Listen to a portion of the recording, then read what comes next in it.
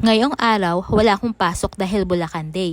Siyempre, bilang isang responsableng adult, sinamantala ko ang pagkakataon na magpunta ng Makati Med para asikasuhin ang dapat asikasuhin. Akala ko mabilis lang. Spoiler, hindi po. Ayoko sana mag-LRT kasi ang haba ng pila. Yung pila na mapapaisip ka kung uuwi ka na lang at bukas na lang ulit. Kaya ang naisip ko, mag-carousel bus na lang ako. Relax lang.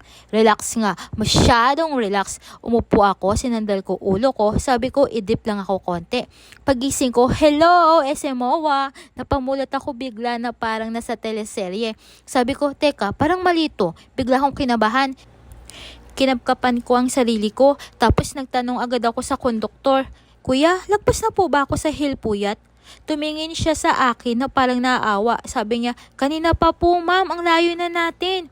Kaya bumaba agad ako ng bus ng kalmado at nagpasalamat sa konduktor. Pero sa loob ko, tanga ko, tulog pa more. Kaya wag kang matutulog pag hindi mo alam ang lugar na pupuntahan mo. 7:30 AM ako umalis ng bahay ha. And pagdating ko sa Makati Med, 11 AM. Grabe ang lakaran ko, parang fun run pero walang registration, walang tubig at walang medal. Pagdating ko sa Makati Med, dumiretso agad ako sa CR. Kailangan ko maglabas ng sama ng loob kasi yung pagod ko may kasamang sama ng damdamin.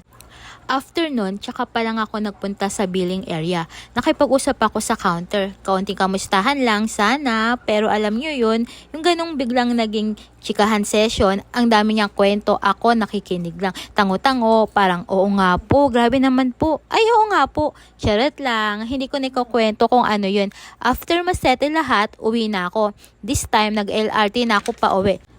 Bye! Pagod pero may aral!